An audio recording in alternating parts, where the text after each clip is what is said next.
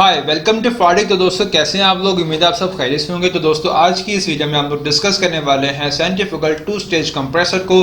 तो दोस्तों जैसा कि आप देख रहे हैं ये मेरे पास स्क्रीन में है सेंट्रीफ्यूगल टू स्टेज कंप्रेसर जो कि है आईआर का, जो कि इंगरसोल रैंड कंपनी है। और इसका जो 3D मॉडल है वो ये है और इसका जो पीएनआरडी डायग्राम है, जो पाइपिंग एंड इंस्ट्रूमेंटेशन डायग्राम है, वो कुछ इस तरह से है। दोस्तों इस पाइपिंग एंड इंस्ट्रूमेंटेशन डायग्राम में एयर का, वाटर का और ऑयल का जो सर्किट है वो कम्प्लीटली बना हुआ है। मैं कोशिश करूंगा कि आपको इसका एयर का, ऑयल का, वाटर का जो सर्किट है वो सेपरेट समझाऊं और इसमें जो वाटर और एयर का कॉन्टैक्ट है वो कैसे होता है और ये टू स्टेज सेंट्रीफ्यूगल कंप्रेसर है वो किस तरह से काम करता है, इसको डिटेल से डिस्कस करते हैं। तो दोस्तों ये आईआर सेंट्रीफ्यूगल कंप्रेसर का इनर व्यू है और अब मैं आपको दिखाता हूँ इसका एयर फ्लो सर्किट। दोस्तों ये एयर फ्लो सर्किट है आईआर कंप्रेसर का, जिसमें हमारे पास जो एयर है वो इस एयर इनलेट से आ रही है और एयर इनलेट पे लगा होता है यहाँ पर एक फिल्टर का जो साइज है वो 4 माइक्रोन तक होता है और इसमें इंश्योर किया जाता है कि हमारे पास जो एयर की जो क्वालिटी है वो 89 से 90% तक क्लीन एयर हो, ताकि तमाम डस्ट एयर के जो पार्टिकल्स हैं वो यहाँ पर रोक दिए जाएं। और उसके बाद इस एयर को पास करवाते हैं एक इनलेट वाल्व के थ्रू। इनलेट वाल्व जो कि यहाँ पर इसका पीएनआईडी सिंबल है जो कि यहाँ पे अटैच है और इसके साथ लगा होता है प्रेशर रेगुलेटर, प्रेशर गेज और इसके साथ यहाँ पर एक I2P जो कन्वर्टर है वो भी यहाँ पर लगा हुआ होता है। और इस जो I2P कन्वर्टर है, इससे पहले मैं आपको दिखाता हूँ कि यहाँ पर जो एयर है उसकी क्वालिटी को देखने के लिए हम लोगों ने यहाँ पर लगाया होता है प्रेशर स्विच, ताकि यहाँ पर जो एयर है वो क्लीन एयर की तरह यहाँ पे प्रोवाइड कर रहा है। कंप्रेसर यहाँ पर हम लोगों ने लगाया होता है एक इनलेट पे एक ट्यूब, जो उसके साथ हम लोगों ने अटैच किया होता है एक मैनोमीटर को। मैनोमीटर पे एक साइड पे हम लोग एयर की सक्शन देते हैं जो कंप्रेसर से आती है और दूसरी साइड पे हमारे पास जो है वो एटमॉस्फेरिक एयर है वो यहाँ से ऐड होता है ट्यूब पे, और दोनों का जो डिफरेंस है वो यहाँ पे हम लोग जो आ जाता है उसको ऐड कर लेते हैं और इंश्योर करते हैं कि इसका जो डिफरेंस है हमारे पास जो आए वो 300 mm वाटर के अकॉर्डिंग अंडर रेंज में हो। और अगर 300 mm वाटर से अबव रेंज में होगा तो हमें जो इसका इनलेट फिल्टर है जो यहाँ पे लगा हुआ है इसको हमें चेंज करना होगा, इसको रिप्लेस करना होगा। और उसके बाद एयर आती है इनलेट वाल्व में। इनलेट वाल्व हमारे पास जो है वो कुछ इस तरह से लगा होता है, जिसमें कैम टाइप पोजिशनर है, ये रेगुलेटर है और यहाँ पर हमारे पास I2P कन्वर्टर है और ये गेज है और ये प्रेशर रेगुलेटर है। तो दोस्तों यहाँ पर एयर को जो हमने यहाँ पर प्रोवाइड करना होता है वो इंस्ट्रूमेंट एयर होती है जिसका प्रेशर 7 से 15 psi के अकॉर्डिंग होता है। और इसके बाद दोस्तों हम लोग प्रोवाइड करते हैं इस एयर को फर्स्ट स्टेज में हमारे पास ये वाला इसकी पूरी असेंबली है यहाँ पर आता है और पास होता है यहाँ पे इंटर स्टेज कूलर से। दोस्तों यहाँ पर इंटर स्टेज कूलर्स में हमारे पास यहाँ पे आती है एयर और यहाँ पे जो साइड में ट्यूब्स हैं यहाँ पे होता है वाटर। यहाँ पर जो वाटर हम लोगों ने देना होता है वो कूलिंग टावर का वाटर होता है, जिसमें एयर और वाटर का जो कॉन्टेक्ट है वो डायरेक्टली होता है।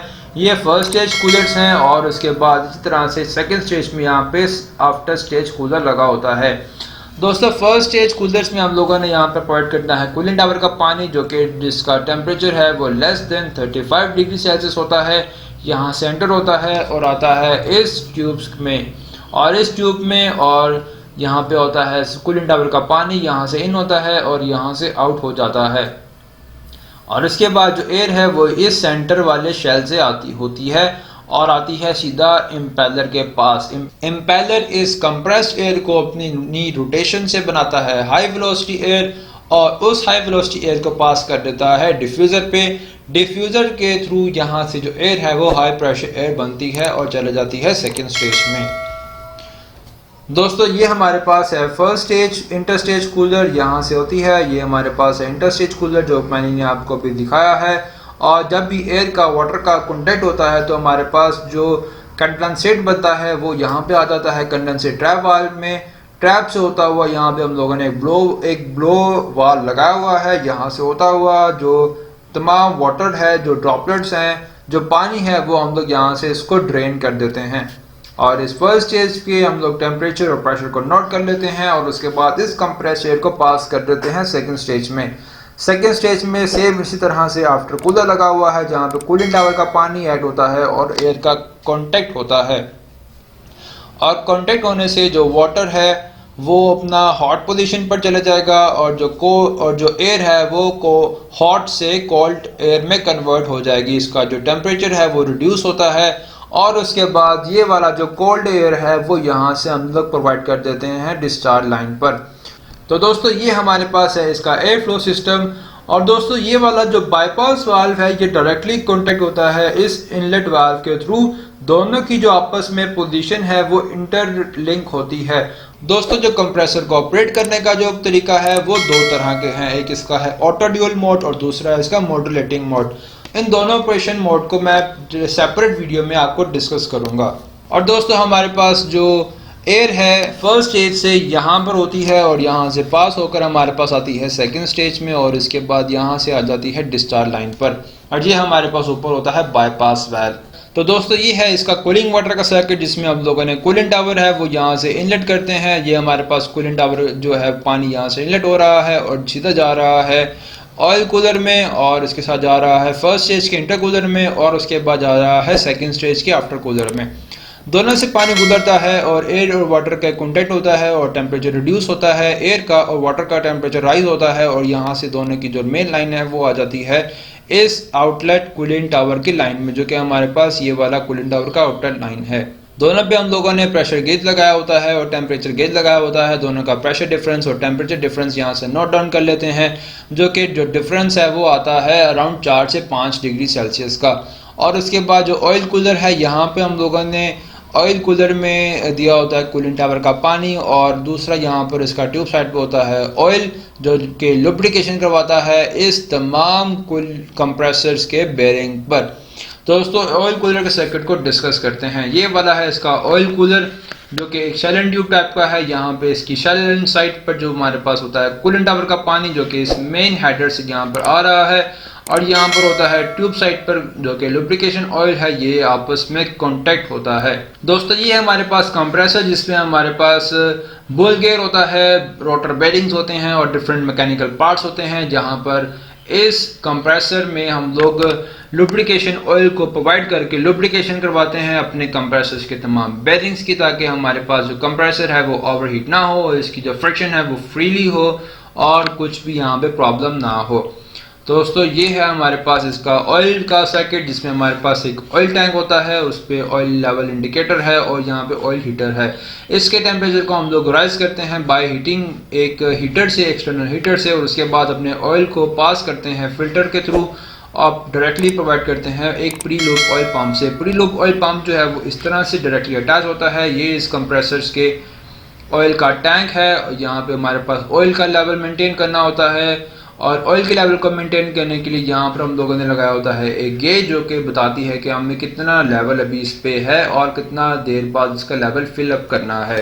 दोस्तों ये वाला इसका प्री लूप ऑयल फिल्टर है, ये इसकी मोटर है और ये इसका आगे पॉजिटिव डिस्प्लेसमेंट पंप है। ऑयल कूलर के लिए जो यहाँ पे पंप इस्तेमाल होता है वो पॉजिटिव डिस्प्लेसमेंट टाइप का है, ताकि कोई भी जो बबल के पार्टिकल्स हैं वो इस ऑयल की सप्लाई में ना आए और कोई भी बबल का पार्टिकल इसमें फ्रिक्शन जो है वो। तो दोस्तों ये है हमारे पास प्रेशर रिलीफ वाल्व। ये वाला जो ऑयल है वो इस ऑयल टैंक से निकलता है और इस पीडी पंप के थ्रू होता हुआ फिल्टर होता है और आता है सीधा हमारे पास ये लाइन में और पास हो जाता है shell and tube heat exchanger के ऑयल, और ऑयल कूलर में आ जाता है सीधा यहाँ पर ये इसकी ट्यूब साइड है और ये इसका शेल साइड है। और इसको अगर आप देखेंगे इसकी PNID डायग्राम में तो इसका सर्किट इस तरह से है।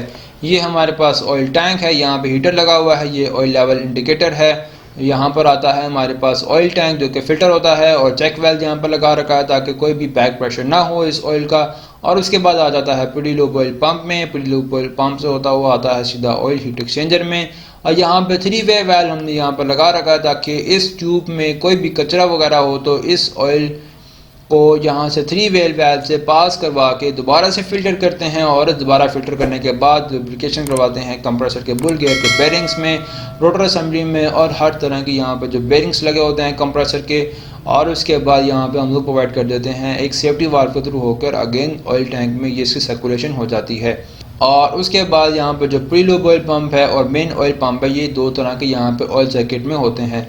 प्री लूप ऑयल पंप जब तक काम करता है जब कंप्रेसर हमारा अनलोड पोजीशन पर है, स्टार्ट अभी नहीं हुआ है। और जो मेन ऑयल पंप है वो कब स्टार्ट होता है, जब हमारे पास जो कंप्रेसर है वो लोड पोजीशन पर होता है और जब इसने आगे सप्लाई देना होता है सिस्टम में 7 बार प्रेशर के अकॉर्डिंग, तो तब ये वाला जो मेन ऑयल पंप है तब चलता है। इसकी जो मोटर है वो डायरेक्टली अटैच होती है इस शाफ्ट के साथ। तो दोस्तों ये है इसका ऑयल फ्लो सर्किट। दोस्तों उम्मीद है आपको इसका वाटर का, एयर का और ऑयल का सर्किट समझ आया होगा। दोस्तों वीडियो अच्छा लगा तो चैनल को सब्सक्राइब कीजिए, वीडियो को लाइक कीजिए और मज़ीद आने वाली वीडियोस को देखने के लिए देखते रहिए फोर्टिक।